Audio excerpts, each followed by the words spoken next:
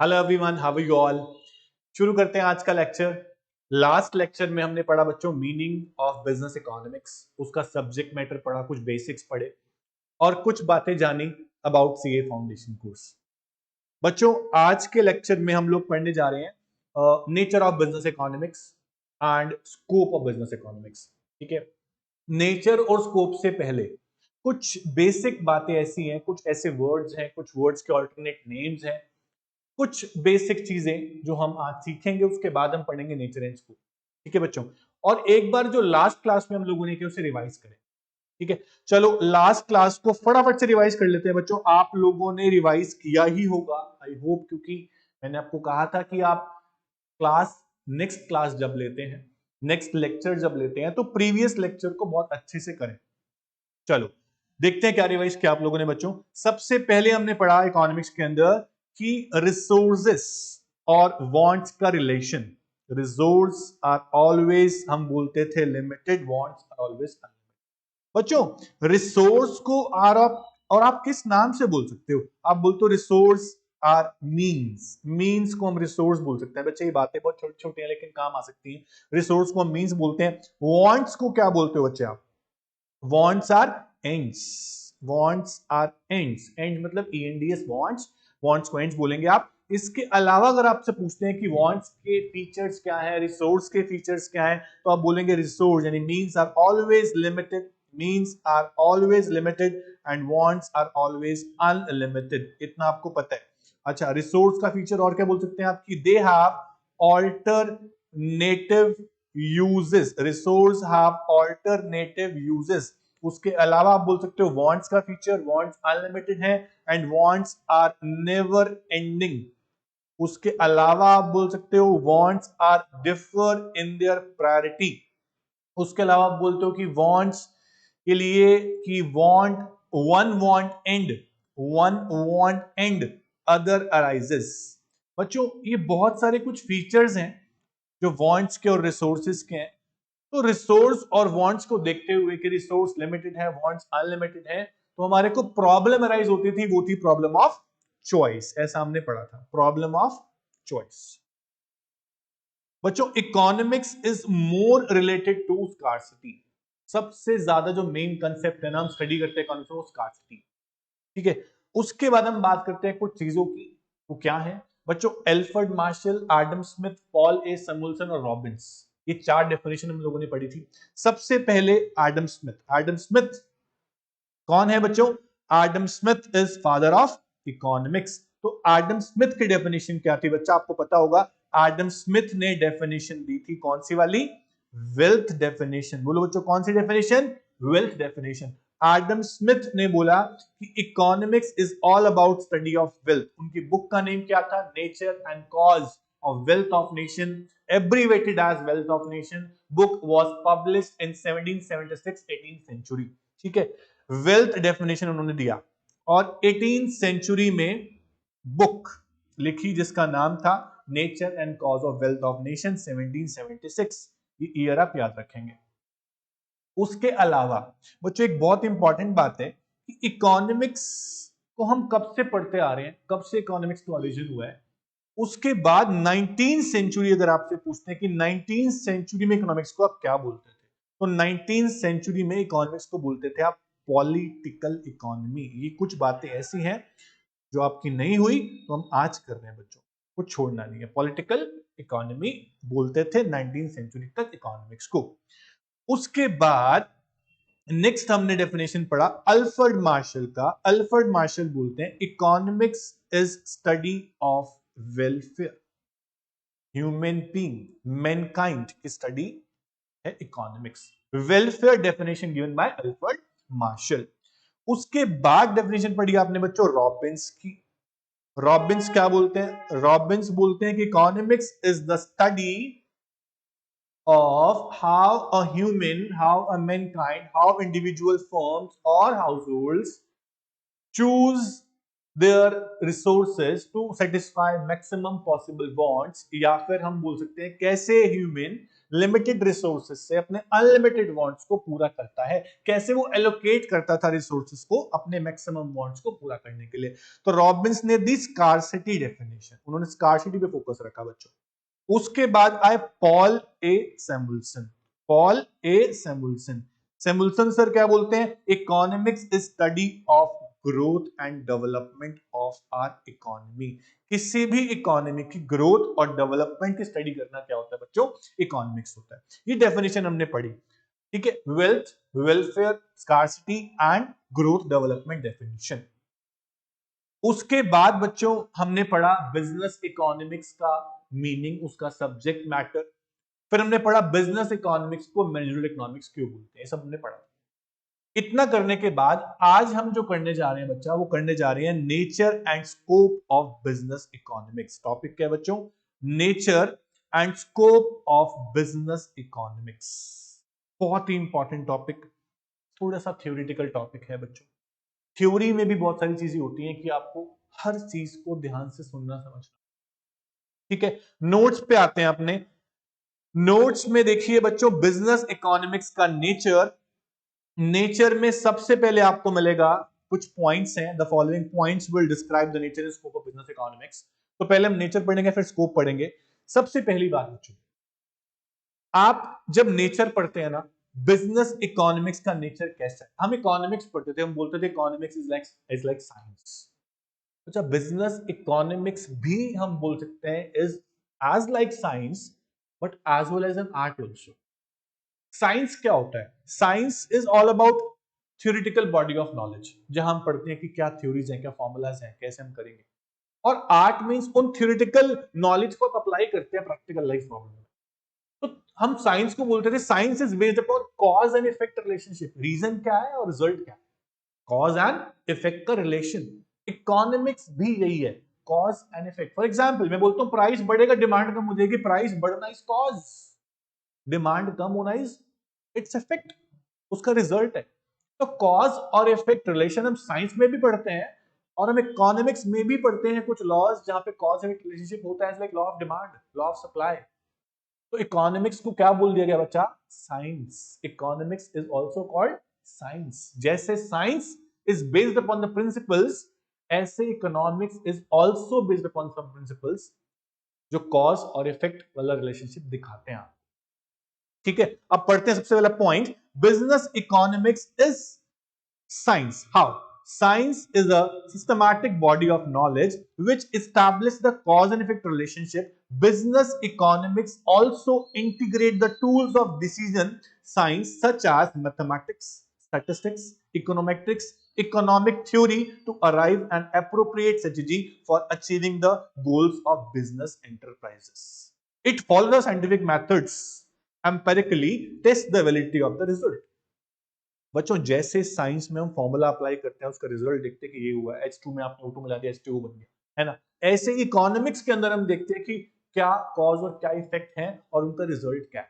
जब हम economics theories को अप्लाई करते हैं प्रैक्टिकल लाइफ प्रॉब्लम में बिजनेस की, तो हम देखते हैं उसका रिजल्ट क्या है।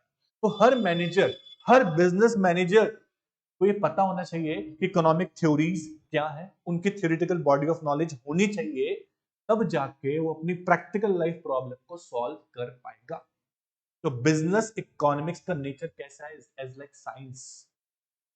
आपको साइंस की सारी थ्योरी जैसे पता होनी चाहिए, ऐसे ही एक साइंटिस्ट को थ्योरी पता होनी चाहिए, वैसे ही एक बिजनेस मैनेजर को बिजनेस इकोनॉमिक्स की सारी थ्योरीज, सारे टूल्स, चाहे वो स्टैटिस्टिकल टूल्स हो, चाहे वो ऑपरेशनल टूल्स हो, चाहे वो इकोनॉमिक टूल्स हो, चाहे वो मैनेजमेंट टूल्स हो, सारे टूल्स की नॉलेज उसको रखनी है ताकि वो अपनी प्रैक्टिकल प्रॉब्लम को सॉल्व कर पाए।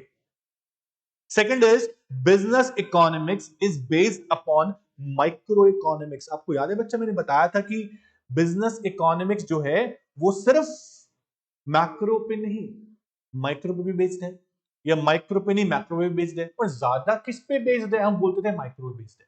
तो देखिए यहां लिखा होगा business economics is based largely on micro economics. Business economics ज्यादा किस पे बेस्ड है, माइक्रो पे। A business manager is usually concerned about achievement of the predetermined goals of his organisation so as to ensure the long term survival and profitable functioning of the organisation.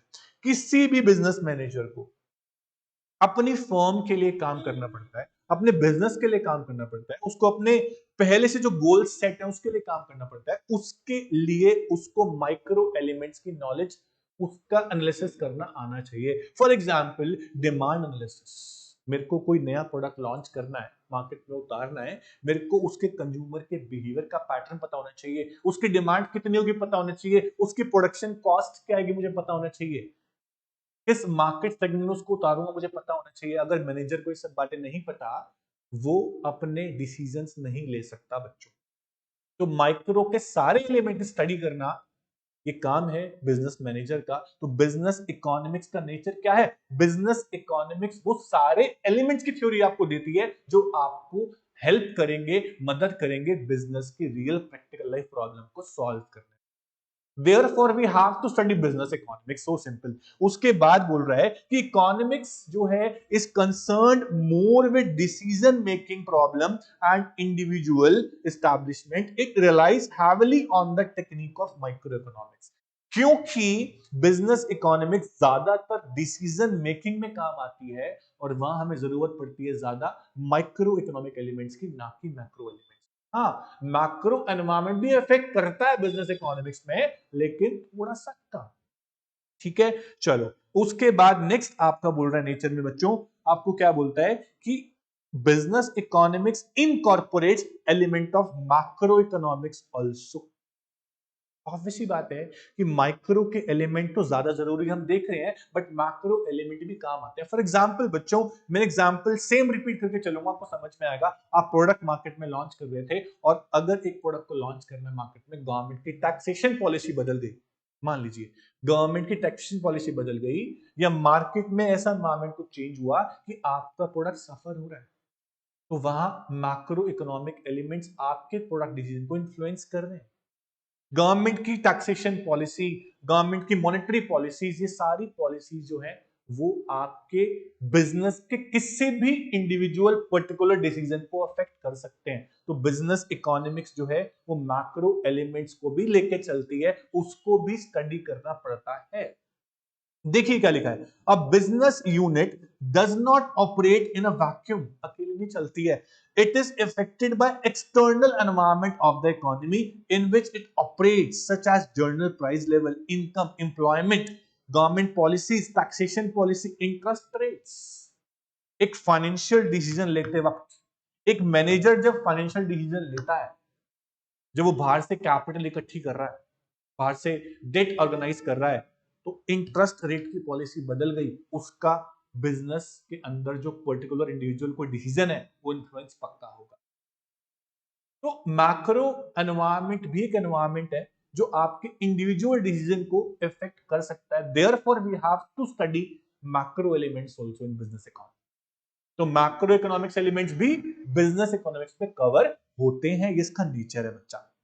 उसके बाद a business manager must be acquainted with these and other macroeconomic variables present as well as future which may influence his business environment। एक business manager को सारी knowledge होनी चाहिए, वो सारे factors, वो सारे एनवायरमेंट की नॉलेज होनी चाहिए जो उसके बिजनेस को इन्फ्लुएंस कर सकते हैं। ठीक है बच्चों, उसके बाद बिजनेस इकोनॉमिक्स को आर्ट बोल रहे हैं, आर्ट, कला। बहुत ही आसान है, बहुत आसान पॉइंट है। क्या बिजनेस इकोनॉमिक्स सिर्फ थ्योरी है? क्या बिजनेस इकोनॉमिक्स में हम थ्योरीज पढ़ के छोड़ देते हैं? नहीं, हम शुरू से ही पढ़ रहे हैं, फर्स्ट लेक्चर से ही पढ़ रहे हैं। Business economics means applied economics. आप बिजनेस की इकोनॉमिक थ्योरीज को बिजनेस की प्रैक्टिकल प्रॉब्लम्स में, डिसीजन मेकिंग में अप्लाई करते हैं। इसीलिए बिजनेस इकोनॉमिक्स आर्ट है, कला है। आपको क्या सिखाती है कि एक मैनेजर कैसे अपने डिसीजन को आसानी से ले पाए, वो एक आर्ट है। Business economics is science as well as an art, very simple. उसके बाद business economics use theory of markets and private enterprises. एक बिजनेस मैनेजर को अपनी मार्केट की जानकारी नहीं है, कितने टाइप की मार्केट है, मार्केट का क्या नेचर है, मार्केट का क्या एनवायरमेंट है, एंटरप्राइजेस की नॉलेज नहीं है, तो वो बिजनेस डिसीजन कभी भी नहीं ले सकता। तो बिजनेस इकोनॉमिक्स का नेचर ये है, आपको वो सिखाती है कि मार्केट सेगमेंटेशन क्या है, प्राइवेट इंटरप्राइजेस क्या है, उनका क्या नेचर, उनका क्या एनवायरमेंट, उनके कौन से फैक्टर्स हैं जो आपके डिसीजन को अफेक्ट करेंगे। तो बिजनेस इकोनॉमिक्स का नेचर कैसा है कि ये आपको हर उस मार्केट के बारे में बताएगी जो आपको डिसीजन मेकिंग में हेल्प करेगी, चाहे प्रोडक्ट डिसीजन हो चाहे मार्केटिंग डिसीजन हो। बच्चों आगे चलते हैं। Business economics largely uses the theory of market and private enterprises. It uses the theory of firm and resources allocation in the backdrop of private enterprise economy.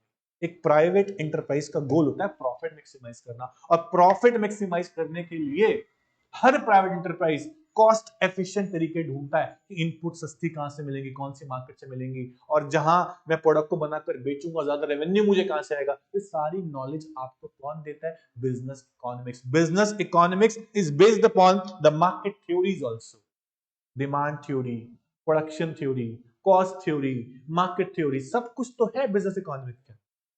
इतना भरपूर knowledge है। तो लीजिए, बिजनेस इकोनॉमिक्स इज कौन सी approach? Business economics is pragmatic approach. What is pragmatic? बच्चों हर word का मीनिंग लिख के चलना। Pragmatic which is practical in nature, practically दिखता है रियल लाइफ में कि ये चल रहा है। जो आप बिजनेस इकोनॉमिक्स में पढ़ेंगे उसको प्रैक्टिकल लाइफ में देखेंगे भी। इसलिए बोला बिजनेस इकोनॉमिक्स की थ्योरीज को मैं प्रैक्टिकली अप्लाई कर सकता हूं, तो मैं बोल रहा हूं business economics is pragmatic approach. ये सिर्फ थ्योरी नहीं है, यहां प्रैक्टिकल भी है। तो business economics is pragmatic in nature, micro economics is abstract. Micro जो इकोनॉमिक्स होती है ना वो एब्स्ट्रैक्ट इन नेचर है, प्योरली थ्योरेटिकल है। बट जो बिजनेस इकोनॉमिक्स है ना वो प्योरली थ्योरेटिकल नहीं है। Business economics is pragmatic in its approach as it tackles practical problem। वो प्रैक्टिकल प्रॉब्लम का सॉल्यूशन सिखाती है, उसको सॉल्व करना सिखाती है, एक फर्म को ये सिखाती है कि वो कैसे डिसीजन ले। तो इसीलिए बोलते हैं कि in real world business economics theories can be applicable in practical life problems of business, therefore it is pragmatic approach. बहुत सिंपल है, एमसीक्यूज बनेंगे आप सॉल्व कर दीजिएगा। उसके बाद नेक्स्ट है बिजनेस इकोनॉमिक्स इज इंटरडिसिप्लिनरी। इसका मतलब क्या है? इंटरडिसिप्लिनरी, बहुत सारे डिसिप्लिन से कनेक्टेड है, एक दूसरे पे डिपेंड है, सबको इंटीग्रेट करके चलती है। बच्चों बिजनेस इकोनॉमिक्स के अंदर सिर्फ इकोनॉमिक्स नहीं, मैनेजमेंट के प्रिंसिपल्स भी है, अकाउंटिंग भी है, स्टैटिस्टिक्स भी है, ठीक है। इतने सारे डिसिप्लिन को मिलाकर चल रही है। मैं बोलूंगा कि business economics is inter multi disciplinary nature. पढ़िएगा, business economics is interdisciplinary in nature as it incorporate the tools of other disciplines also। आप जब प्रोडक्ट एनालिसिस करते हैं या आप जब कोई डिसीजन लेंगे प्रोडक्ट का मार्केटिंग का, या इन्वेंटरी डिसीजन लेंगे, स्टॉक मेंटेन कैसे करना है, आप वो मैथमेटिकल अप्रोच भी अप्लाई करेंगे। 80-20 रूल, एबीसी एनालिसिस, बहुत सारे मेथड्स हैं। तो इकोनॉमिक्स सिर्फ इकोनॉमिक्स लेके नहीं चल रही है, बिजनेस इकोनॉमिक्स है ये which integrate all the tools, mathematical, statistical, सब लेके चलेगी। तो इसलिए बोला गया इसको इंटरडिसिप्लिनरी इन नेचर। सबसे लास्ट पॉइंट है नेचर का और बहुत ही इंपॉर्टेंट है बच्चों, ध्यान से सुनिएगा। पॉइंट है आपका कि business economics is normative in nature. बच्चों याद है आपको, आप पढ़ते थे 11th-12th क्लास में पॉजिटिव इकोनॉमिक्स क्या होता है और नॉर्मेटिव इकोनॉमिक्स क्या होता है। सुनिएगा ध्यान से, पॉजिटिव इकोनॉमिक्स क्या होता है और नॉर्मेटिव इकोनॉमिक्स क्या होता है, ये आपको याद दिलाते हैं। ये याद कर लेंगे ना तो आपको समझ में आ जाएगा कि बिजनेस इकोनॉमिक्स को नॉर्मेटिव क्यों बोला जाता है। नॉर्मेटिव इन नेचर, सुनिएगा बच्चों ध्यान से सुनिएगा। Business economics is normative in nature how, पहले जान लेते हैं कि होता क्या है। इकोनॉमिक्स के दो टाइप है यहाँ पे, पॉजिटिव एंड नॉर्मेटिव। पॉजिटिव क्या है बच्चों? जहां पर आप facts facts real life problems, या हम बोलते हैं कि ऐसी चीजें, ऐसी सिचुएशन जो आपको हमेशा दिखती हैं, जो फैक्ट है, जो है ही है कि रियल लाइफ प्रॉब्लम्स या रियल लाइफ सिचुएशंस आप देखते हैं, उन्हें बोलते हैं हम पॉजिटिव इकोनॉमिक्स। ऐसी इकोनॉमिक्स जो ये बताए कि एक्चुअल में है क्या, व्हाट द फैक्ट इज, या बोलते हैं हम कि व्हाट इज टू बी, कि एक्चुअल में है क्या, व्हाट इज टू बी, वो होती है पॉजिटिव इकोनॉमिक्स। फॉर एग्जाम्पल, मैंने बोला कि हमारी कंट्री में tax structure is very complicated, tax structure is complex बोल दिया मैंने, टैक्स स्ट्रक्चर इज कॉम्प्लेक्स। ये फैक्ट है कि नहीं? फैक्ट है। मैंने बोला India is very over populated country, this is the fact, yes और नो? यस। मैंने बोला इंडिया में most of the population is unemployed, this is fact और नॉट? यस। इंडिया में इन्फ्लेशन बहुत हाई है, महंगाई बहुत बढ़ती जा रही है, inflation is rising, this is fact और नॉट? ये सारी प्रॉब्लम्स हैं, ये सारे फैक्ट्स हैं जो इकोनॉमिक्स बता रही है, इकोनॉमिक्स बताती है आपको। This is what, this is positive economics. यहां कोई जजमेंट नहीं है, यहां कोई ओपिनियन नहीं है, यहां कोई सॉल्यूशन नहीं है, कोई एडवाइस नहीं है। What is normative economics? Normative economics is what which studies the solution of the problems, which tell us about the what is the solution, not the problem, solution kya hai, which give advice, which give opinions, which give value judgments. This is what normative economics, ki what should be, not what is, what should be, what ought to be, kya hona chahiye. Example, मैंने बोला government have to increase the tax on rich, okay, and reduce the tax on poor. इससे taxation जो है हमारा complex से convenient हो जाएगा, ठीक है? या फिर गवर्नमेंट को जो टैक्सेशन का स्लैब्स है, जो परसेंटेज है, उसे कम करना चाहिए ताकि लोग टैक्स भरे, अवॉइड ना करें, छुपाए ना टैक्सेस को। ये सॉल्यूशन है। मैंने बोला गवर्नमेंट को इन्फ्लेशन के लिए कुछ पॉलिसी फॉर्मुलेशन करना चाहिए जिससे इन्फ्लेशन कंट्रोल हो जाए। This is my statement. और स्टेटमेंट कैसी है? जजमेंट है, मैं ओपिनियन दे रहा हूं, एडवाइस दे रहा हूं। This is what normative economics. जहां पे सॉल्यूशंस दिए जाएं, जहां पे सॉल्यूशंस दिए जाएं, वो बन जाता है नॉर्मेटिव इकोनॉमिक्स। अब आता हूं मैं नोट्स पे। आपके नोट्स में क्या लिखा है, पढ़िएगा ध्यान से। क्या लिखा है कि normative in nature economic theory has developed along two lines, one is positive and normative. Normative economics is what?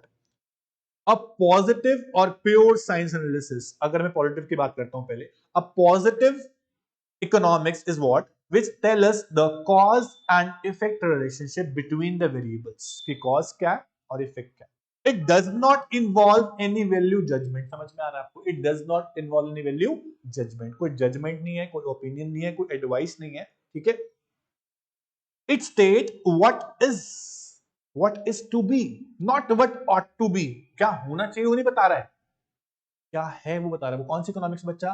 Positive economics, ठीक है? नॉर्मेटिव की बात नहीं कर रहे। In other words it is descriptive in nature, only descriptive, बताती है बस, ठीक है? डिस्क्राइब करती है कि क्या चल रहा है, ठीक है? एज अगेंस्ट दिस, अब आता हूं नॉर्मेटिव पे, कलर चेंज कर देता हूं, ध्यान से देखना। As against this normative science involve value judgement. It is prescriptive in nature. Prescription समझते हैं? एडवाइसेस दे दी, डॉक्टर ने लिख दिया प्रिस्क्रिप्शन, ये करो, ये खाओ, वो खाओ, ठीक हो जाओगे। प्रिस्क्रिप्टिव सॉल्यूशन दिया, सजेस्ट किया कि व्हाट शुड बी, क्या होना चाहिए सर्कमस्टेंसेस अगर आप कैसे चल रहे हैं तो welfare considerations are embedded in normative science. Welfare के लिए जो सॉल्यूशन दिए जा रहे हैं वो नॉर्मेटिव साइंस में दिए जा रहे हैं, नॉर्मेटिव इकोनॉमिक्स में दिए जा रहे हैं। Hence we can say that business economics भी तो यही है। बिजनेस इकोनॉमिक्स भी तो आपको सॉल्यूशन देती है प्रॉब्लम्स का। Hence it is normative in nature, not positive in nature. बहुत सिंपल पॉइंट था, नेचर खत्म हो गया आसानी से, कोई दिक्कत आपको नहीं आई होगी बच्चा। तो नॉर्मेटिव इन नेचर है, बेस्ड ऑन माइक्रो इकोनॉमिक्स है, साइंस है, आर्ट है, प्रोग्रामेटिव अप्रोच है, मार्केट थ्योरी को लेके चलती है, और इंटरडिसिप्लिनरी नेचर है, सबको एक साथ लेके चलते हैं और इस पे भी डिपेंड है, ये था nature of business economics. Very simple. बच्चों देखो, अगर आप नॉलेज लेके पढ़ोगे ना, नॉलेज फोकस, मैं हर लेक्चर में बोलूंगा आपको, आप परेशान मत होना, और हो भी जाओ ना तो दोबारा सुनना कि बिजनेस इकोनॉमिक्स सब्जेक्ट हो या कोई भी सब्जेक्ट हो, आपको बिल्कुल फोकस्ड रहना है, फोकस्ड। यहां से वहां ध्यान नहीं जाना चाहिए। अपने फोन्स, अपने गैजेट सब साइड रखो, फिर पढ़ो। मतलब डिस्टर्बेंस नहीं होने का, सिर्फ यही ध्यान रखना और कुछ नहीं करना, आराम से हो जाएगा। बहुत इजी है। जब एमसीक्यू सॉल्व करेंगे ना, मजा है। इस चैप्टर के खत्म होते ही आपको मैं कराऊंगा एमसीक्यूज। आप देखना कैसे करते हैं। कुछ ऐसे बताऊंगा एमसीक्यूज जहां आपको लगेगा यार कौन सा ऑप्शन मार्क करूं, ए मार्क करूं, बी मार्क करूं, सी मार्क करूं, डी मार्क करूं, ऑल आर सेम, समझ में नहीं आ रहा कौन सा। उसके लिए आपको फिर से पढ़ना पड़ेगा, इसलिए पहले से ऐसे पढ़ो कि कंफ्यूजन ही ना। ठीक है, चलिए अब आते हैं स्कोप ऑफ बिजनेस इकोनॉमिक्स पे। स्कोप ऑफ बिजनेस इकोनॉमिक्स पे आते हैं बच्चा। स्कोप, स्कोप क्या होता है कि कितना बड़ा है बिजनेस इकोनॉमिक्स, क्या इंक्लूड करके चलता है। बिजनेस इकोनॉमिक्स के अंदर हम बोलते हैं माइक्रो एलिमेंट्स है, ठीक है, मैक्रो है, ठीक है। माइक्रो इकोनॉमिक एलिमेंट्स कैसे बिजनेस प्रैक्टिकल सिचुएशंस में अप्लाई किए जाते हैं। बिजनेस इकोनॉमिक्स के अंदर के इंटरनल इश्यूज में, किसी फर्म या किसी बिजनेस के इंटरनल इश्यूज में कैसे आप बिजनेस इकोनॉमिक्स की माइक्रो थ्योरीज को अप्लाई करेंगे, वो कैसे किया जाएगा, वो हम पढ़ने वाले हैं। अब देखो प्रैक्टिकल लगेगा आपको, आप थ्योरी नहीं पढ़ रहे, आप पढ़ रहे हो कैसे मैं अगर एक मैनेजर हूं तो कैसे मैं इकोनॉमिक्स थ्योरीज को अब तक हम पढ़ते थे कि अप्लाई करते हैं इकोनॉमिक्स में, तो वो अप्लाइड इकोनॉमिक्स है, बिजनेस इकोनॉमिक्स। अब पढ़ेंगे कैसे, हाउ, कैसे अप्लाई करते हैं बिजनेस इकोनॉमिक्स थ्योरीज को, कैसे बिजनेस में अप्लाई करने का, माइक्रो में कैसे, एक्सटर्नल एनवायरनमेंट में, मैक्रो में भी कैसे। माइक्रो का पोर्शन थोड़ा बड़ा है, मैक्रो में छोटा सा है, क्योंकि मैक्रो पे तो ज्यादा बेस्ड नहीं है ना बिजनेस इकोनॉमिक्स, तो माइक्रो इकोनॉमिक्स पे बेस्ड है। अब देखिए, सुनिए, ध्यान से देखिए। सबसे पहली चीज, माइक्रो इकोनॉमिक्स के इश्यूज पढ़ेंगे, कैसे माइक्रो के एलिमेंट्स आप इंटरनल इशू में अप्लाई करेंगे। The scope of business economics, the scope of business economics is quite wide. बहुत लंबा स्कोप है, बड़ा स्कोप है। It cover most of the practical problems a manager और अ फर्म फेसेस। कोई भी मैनेजर, कोई भी फर्म, कोई भी बिजनेस ऐसा नहीं है जहां पे आपको प्रॉब्लम नहीं है, क्या नहीं। प्रॉब्लम आएगा तो याद करेगा इसको, बिजनेस इकोनॉमिक्स को याद करोगे सर। तो बिजनेस इकोनॉमिक्स के अंदर हम बोलेंगे कि हम बिजनेस इकोनॉमिक्स थ्योरीज को डायरेक्टली अप्लाई कर सकते हैं, कहां, इंटरनल इश्यूज या ऑपरेशनल इश्यूज में, या फिर एनवायरमेंट बाहर का जो है, या एक्सटर्नल इश्यूज में आप मैक्रो को अप्लाई कर सकते हैं। और कैसे, कैसे अप्लाई करेंगे बताते हैं। आप याद रखेंगे तो सुनेंगे, ठीक है, याद रखेंगे बताऊंगा, आप याद रखेंगे तो आगे अप्लाई भी कर पाएंगे। चलो, तो therefore the scope of business economics may be discuss under the two heads, internal, external. Operational को इंटरनल बोलेंगे, ध्यान रखना। फर्म के अंदर के इश्यूज ऑपरेशनल इश्यूज है, फर्म चल रही है, बिजनेस चल रहा है ऑपरेशन में, ऑपरेशनल इशू में माइक्रो अप्लाई होगा।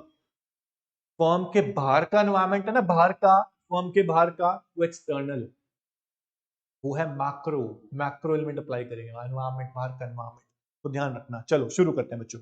अब सबसे पहले micro economics apply to operational issues. हाँ, operational issues include all those issues that arise within the organisation, within the organisation, within the preview, within the control. जिन issues को मैं control कर सकता हूं, जिन issues को business manager control कर सकता है, वो है ऑपरेशनल इश्यूज। बाहर का एनवायरनमेंट मेरे हाथ में नहीं है। गवर्नमेंट ने पॉलिसी बदल दिया, मेरे हाथ में नहीं है। गवर्नमेंट ने मॉनेटरी पॉलिसी बदल दिया, मेरे हाथ में नहीं है। बाहर इन्फ्लेशन हो रहा है, मार्केट मंदी चल रही है, मेरे हाथ में कुछ नहीं है boss. But operational issues, internal issues can be controlled. How, उनका सॉल्यूशन है जो आपको देगी बिजनेस इकोनॉमिक्स। चलिए कैसे। तो issue related to choice of business, कौन सा बिजनेस करूं, साइज बिजनेस का कैसे बढ़ाऊं, बढ़ाऊं या नहीं बढ़ाऊं, प्रोडक्ट कौन सा लॉन्च करूं, वैरायटी कैसे निकालूं, कब प्रोडक्ट को निकालूं, कब ना निकालूं मार्केट के अंदर, टेक्नोलॉजी कौन सी रखूं, अपग्रेडेड में भी कौन सी रखूं, लेबर या कैपिटल, वो सॉल्यूशन निकालना पड़ेगा आपको। प्राइसिंग पॉलिसी क्या बनाऊं, प्रमोशन कैसे करूं प्रोडक्ट का, फाइनेंसिंग डिसीजन कैसे लूं, इतनी सारी प्रॉब्लम है भाई बिजनेस में, इतनी सारी प्रॉब्लम। सॉल्यूशन तो होना चाहिए ना, तो सॉल्यूशन कहां से मिलेगा, बिजनेस इकोनॉमिक्स से मिलेगा, इसलिए इंपॉर्टेंट सब्जेक्ट है, बोलता हूं मैं आपको। तो मैनेजमेंट ऑफ इन्वेस्टमेंट, इन्वेंट्री, सब कंट्रोल करना है, उन सब इश्यूज, ऑपरेशनल इश्यूज को कंट्रोल करना है। तो मैक्रो इकोनॉमिक्स नहीं, माइक्रो इकोनॉमिक्स बताएगी कि ऑपरेशनल इश्यूज को कैसे कंट्रोल करने का। क्वेश्चन बनेगा, ऑपरेशनल इश्यूज के लिए कौन से एलिमेंट्स अप्लाई करेंगे, माइक्रो या मैक्रो, बोलेंगे माइक्रो। कौन से एलिमेंट्स कंट्रोलेबल है, ऑपरेशनल या मैक्रो, बोलेंगे ऑपरेशनल कंट्रोलेबल है। ठीक है, चलिए बच्चों, मान लो कि आपको एक नया प्रोडक्ट लॉन्च करना है मार्केट में। सर एग्जांपल सेम दे रहे हो आप, सर यही एग्जांपल ना पूरे चैप्टर में ना लिंक्ड है, बढ़िया समझ में आया, एग्जांपल बहुत सारे होते हैं। तो आपको प्रोडक्ट लॉन्च करना है, प्रोडक्ट लॉन्च करने के लिए आप पहले क्या देखते हो कि मेरा प्रोडक्ट की डिमांड मार्केट में है भी या नहीं। जिस प्रोडक्ट की डिमांड नहीं हो, प्रोडक्ट लॉन्च करोगे क्या, करोगे क्या, नहीं करोगे। जिस प्रोडक्ट की मार्केट में डिमांड है ना, मैं उसको लॉन्च करूंगा, और उसको लॉन्च करूंगा, लॉन्च करने से पहले देखूंगा कि डिमांड है कितनी, डिमांड है कितनी, डिमांड एनालिसिस करूंगा, डिमांड फोरकास्टिंग करूंगा। व्हाट इज फोरकास्टिंग, भविष्यवाणी, फ्यूचर देखना। देख सकते हैं क्या अपन, देख सकते हैं, बिजनेस इकोनॉमिक्स से अंदाजा लगा सकते हैं कि हमारे डिमांड क्या होगी प्रोडक्ट की, फोरकास्ट करना है, पास्ट एक्सपीरियंस से, प्रेजेंट को देखकर, कंज्यूमर के बिहेवियर को देखकर आप जज कर सकते हैं कि डिमांड क्या होगा। डिमांड फोरकास्टिंग कर लिया, उसके बाद प्रोडक्ट को लॉन्च किया, कोई दिक्कत नहीं आएगी। आपको पता है मेरे गुड्स को 500 लोग खरीदेंगे, ठीक है, आपने एक पेन लॉन्च किया, पेन लॉन्च किया और सोचा कि 400 पेन बिकेंगे, डिमांड आ गई 800 का, 400 आपके पास है, 400 है ही नहीं, अब क्या करेंगे, है ही नहीं, है ही नहीं, है ही नहीं, कस्टमर गया। तो आपको अगर प्रोडक्ट लॉन्च करना है तो पहले आपको डिमांड फोरकास्ट करना है, डिमांड एनालिसिस करना है, उसके बाद प्रोडक्ट, कोई प्रॉब्लम नहीं है, दिस इज अ सॉल्यूशन। अब डिमांड फोरकास्टिंग कौन सिखाएगा, बिजनेस इकोनॉमिक्स सिखाएगा, कैसे करते हैं डिमांड फोरकास्टिंग, कैसे जज करते हैं कंज्यूमर का बिहेवियर। चलो, demand analysis, demand analysis pertains to the behavior of consumers in the market. It studies the nature of consumer preferences. पढ़ा होगा क्लास 12th 11th में, consumer behaviour. Price of commodities, consumer का test कैसा है, उसका preference क्या है, consumer की इनकम कितनी है, क्या मांगता है कंज्यूमर, उसके बाद हम डिमांड फोरकास्टिंग करेगा। और जब डिमांड फोरकास्टिंग हो जाएगी, उसके बाद पता लगेगा, एक्यूरेट फोरकास्टिंग अगर आपने की है, आपने अगर एक्यूरेट फोरकास्टिंग की है, तो आप एडवांस में, आपको पता होगा मुझे कितना रॉ मटेरियल चाहिए, कितने इक्विपमेंट, कितनी मशीन चाहिए, कितने बिल्डिंग मटेरियल चाहिए, कितना कुछ चाहिए, वो सब कुछ, कितनी लेबर चाहिए, आपको बिजनेस इकोनॉमिक्स ही बताएगी with the help of demand forecasting. तब प्रोडक्ट को लॉन्च करिएगा। लगा ना कि प्रैक्टिकल लाइफ में कैसे अप्लाई करेंगे बिजनेस इकोनॉमिक्स को। चलो, उसके बाद बिजनेस इकोनॉमिक्स का दूसरा पॉइंट स्कोप के अंदर, वो क्या है बच्चों, प्रोडक्शन एंड कॉस्ट एनालिसिस।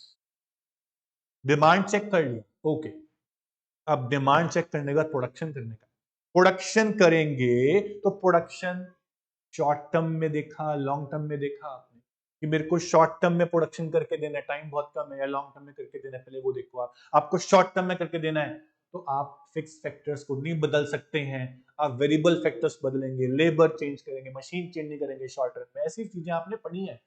अब प्रैक्टिकली क्या करेंगे, देखो, जब प्रोडक्शन करना होता है तो हम सोचते हैं मुझे ऑप्टिमम साइज ऑफ प्रोडक्शन करना है, मुझे ओवर प्रोडक्शन नहीं करना, मुझे अंडर प्रोडक्शन नहीं करना। आपको डिमांड फोरकास्टिंग पता है तो आप optimum level of output decide कर पाएंगे, मुझे कहां कितना प्रोड्यूस करना है, और उसको प्रोड्यूस करने के लिए मेरे को कितने साइज का प्लांट चाहिए, कितने इक्विपमेंट चाहिए। आपको कॉस्ट एनालिसिस भी करना पड़ेगा।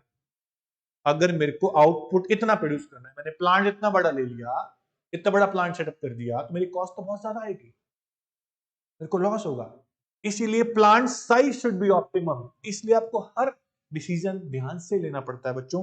तो अब सुनिए क्या लिखा है, production theory explain the relationship between input and output. A business economist has to decide on the optimum size of output, को बताया मैंने, ठीक है।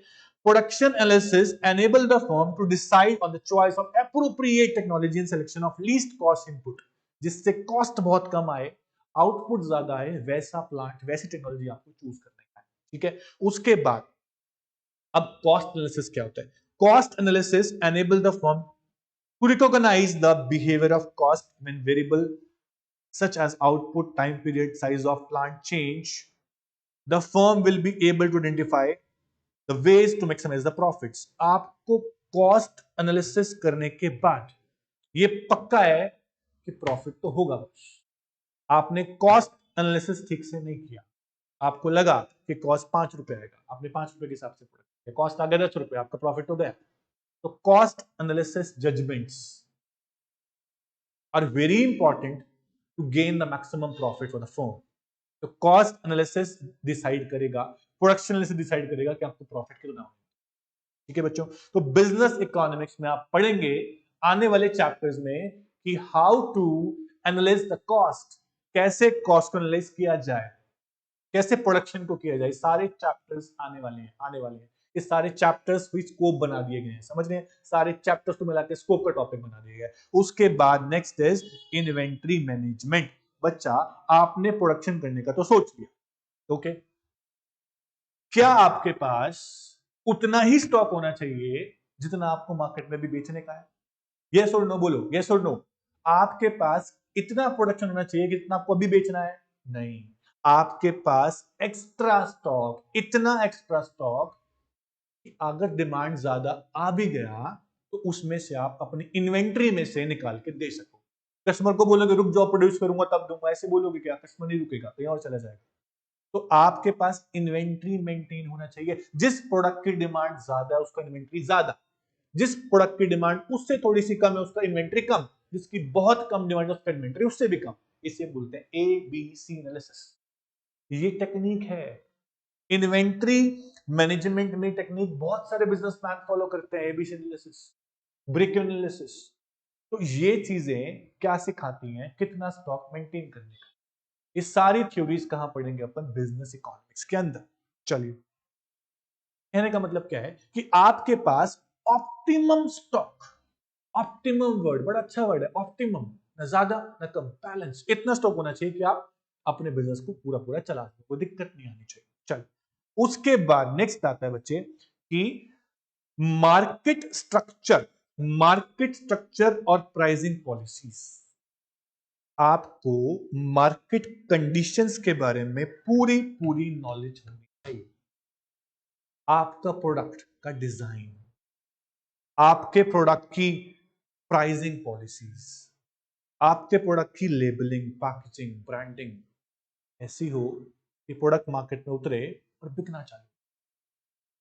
तो उसके लिए आपको मार्केट स्ट्रक्चर, आपका प्रोडक्ट किस कैटेगरी का है, परफेक्ट कंपटीशन का, इम्परफेक्ट कंपटीशन का, ओलिगोपोलिस्टिक मार्केट नेचर का, कैसा नेचर है। तो नेचर पता है तो ही आप मार्केट के हिसाब से अपने प्रोडक्ट को लॉन्च करें, अपने प्रोडक्ट को डिजाइन करेंगे, अपने प्रोडक्ट की मार्केटिंग करेंगे, उसकी ब्रांडिंग। समझ में आ रहा है बच्चों?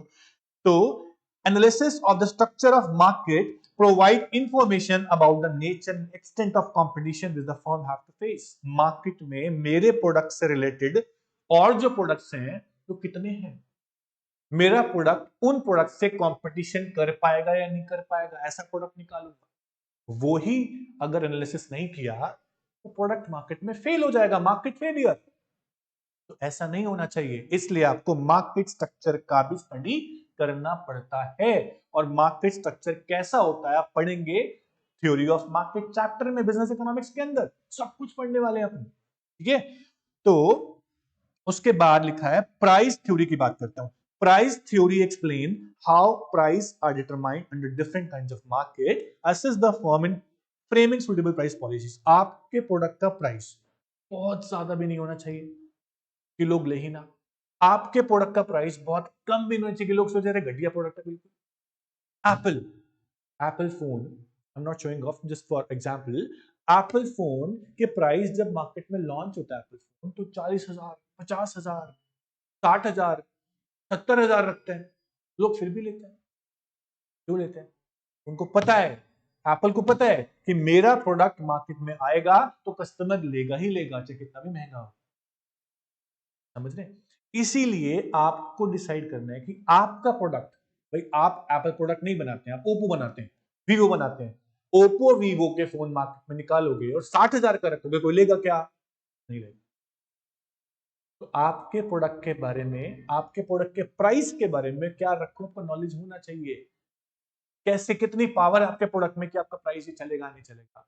इसे बोलते हैं प्राइस और मार्केटिंग थ्योरी एनालिसिस। चलिए नेक्स्ट आते हैं स्कोप पे, रिसोर्स एलोकेशन।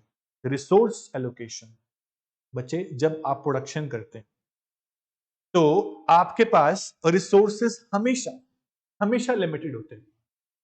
तो लिमिटेड रिसोर्स को कैसे ऑप्टिमम यूटिलाइज करना है कि वेस्टेज ना हो, मेरे सारे काम भी हो जाए, मेरे सारे गोल भी अचीव हो जाए, मेरे सारे वांट भी पूरे हो जाए और मेरे रिसोर्सेज वेस्ट ना हो। मैं रिसोर्स को ऑप्टिमम यूटिलाइज करना चाहता हूं। ये थ्योरी भी बिजनेस इकोनॉमिक्स बताता है।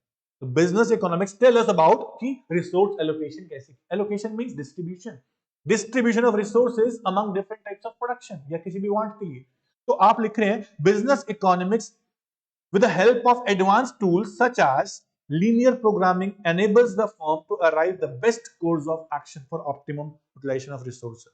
अब linear programming मैथ्स में पढ़ेगा नहीं, तो मैथ मैथमेटिकल टूल्स भी ये लेके चलता है। फिर है for maximisation of profits. Business economics का स्कोप ये है कि आपको बताएगा कि कैसे एक फर्म अपने प्रॉफिट को मैक्सिमाइज कर सकती है।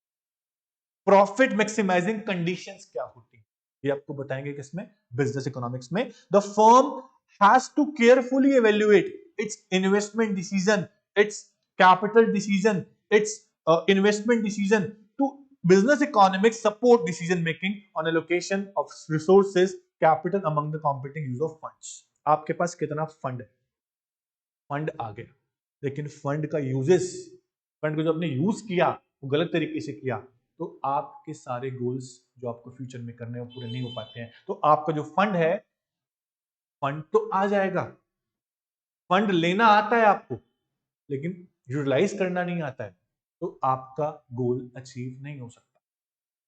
तो फंड जब रेस करेगा उसके बाद उसको ऑप्टिममली कैसे यूटिलाइज करने भी आपको आना चाहिए। तो ये हम पढ़ेंगे बिजनेस इकोनॉमिक्स थ्योरीज में। उसके बाद नेक्स्ट इज प्रॉफिट एनालिसिस। सबसे इंपॉर्टेंट और सबसे बड़ी चीज जो होती है ना बच्चों, एक फर्म के लिए, एक बिजनेस के लिए होता है प्रॉफिट। कि मुझे कितना प्रॉफिट होगा, कितना प्रॉफिट एक्सपेक्टेड है, उसका एनालिसिस करना है आपको। तो कैसे करें, आप पहले देखते हैं कि मुझे पहले कितने प्रॉफिट होते हैं, आज कितना प्रॉफिट है, फिर आप जज कर पाएंगे कल कितना प्रॉफिट होगा। तो on the basis of past experience as well as present, आप फ्यूचर के प्रॉफिट जज कर पाते हैं कि मैं कितना प्रॉफिट अर्न कर पाऊंगा, मेरा बिजनेस कितने प्रॉफिट पे जाएगा। उसी प्रॉफिट के हिसाब से आप आगे के डिसीजन लेते हैं। पढ़ते हैं, profit are more important uncertain due to changing policies या price and market conditions. Market की पॉलिसीज, मार्केट कंडीशन चेंज होंगी, प्राइस चेंज होगा, आपका प्रॉफिट इन्फ्लुएंस होगा। तो प्रॉफिट थ्योरी गाइड करेगी आपको कि the firm in the measurement and management of profit, कि कैसे प्रॉफिट को मेजर करना है, कैसे प्रॉफिट को मैनेज करना है। ठीक है, और profit analysis is also immensely useful in future profit planning. अगर आज का प्रॉफिट एनालिसिस कर लिया तो कल की प्लानिंग कर पाएंगे। आपको पता है कि मेरे को इस साल इस प्रोडक्ट में इतना प्रॉफिट होगा तो पैसा बचा के मैं कल वहां लगा सकता हूं। आप डिसीजन आज ले सकते हैं। आपको पता ही नहीं है कि आज प्रॉफिट कितना होना है, आप कल का डिसीजन कैसे लेंगे, फ्यूचर प्लानिंग कैसे करेंगे। तो present planning as well as past जो आपके एक्सपीरियंसेस हैं वो आपको हेल्प करते हैं फॉर फ्यूचर प्लानिंग। ठीक है, उसके बाद next is risk and uncertainty analysis. बच्चों कोई बिजनेस ऐसा नहीं है जहां पे रिस्क ना हो, जहां रिस्क ना लेना पड़े आपको, जहां अनसर्टेनिटी ना हो। तो हर बिजनेस में अनसर्टेनिटी है, कुछ पता होती है, कुछ नहीं पता होती। ठीक है, कुछ चीजें पता होती हैं, कुछ नहीं पता होती। जो नहीं पता होती वो क्या है, वो है uncertainties. Example, business firm generally operate under condition of risk and uncertainty. Analysis of risk and uncertainties help the business firm in arriving at efficient decision and formulation of policies and plans.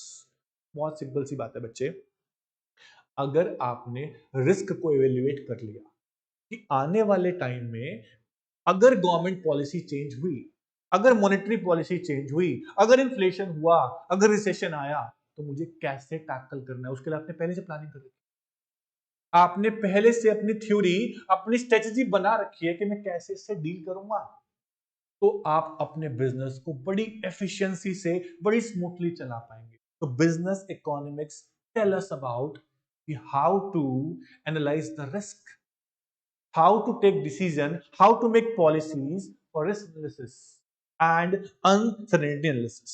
Very simple. ये था कैसे micro economic के elements को आप apply करते हो business practical problems. और internal, अब तक हमने सारी फर्म की बातें की हैं, इंटरनल इश्यूज, ऑपरेशनल इश्यूज की बातें की हैं, हमने कहीं पर भी बात नहीं की कि हमने एक्सटर्नल कंट्रोल कैसे करना है। मैक्रो इकोनॉमिक्स के एलिमेंट जो होते हैं वो अप्लाई होते हैं किसमें, एक्सटर्नल इश्यूज में, बाहर के एनवायरनमेंट को टैकल करने में। वो कैसे अप्लाई होते हैं हम पढ़ेंगे, अभी छोटा सा टॉपिक है, सुनिएगा ध्यान से बच्चों। Macro economic apply to environmental और एक्सटर्नल इश्यूज। एनवायरमेंटल फैक्टर्स क्या होते हैं? Environmental factors have significant influence upon the functioning and performance of business. अभी होते क्या है बच्चा, मैं आपको बताता हूं। मान लीजिए आपने सुना होगा फिस्कल पॉलिसी, फिस्कल पॉलिसी इसको हम बोलते थे tax and expenditure, revenue and expenditure policy of the government. दूसरा हम पढ़ते थे monetary policy of RBI, monetary policy of RBI, ये भी आप पढ़ते थे। इसके अलावा इन्फ्लेशन रेट्स, इन्फ्लेशन रेट्स, ठीक है बच्चा।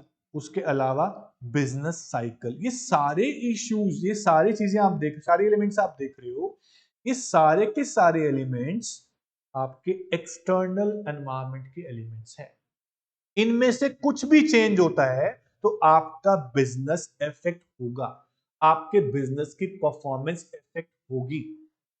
तो इन मैक्रो इश्यूज को कैसे टैकल करना है, कैसे हैंडल करना है, उसके लिए आपको खुद की अपनी पर्सनल पॉलिसी बनानी पड़ेगी कि नहीं, उसके सॉल्यूशन लेने पड़ेंगे कि नहीं।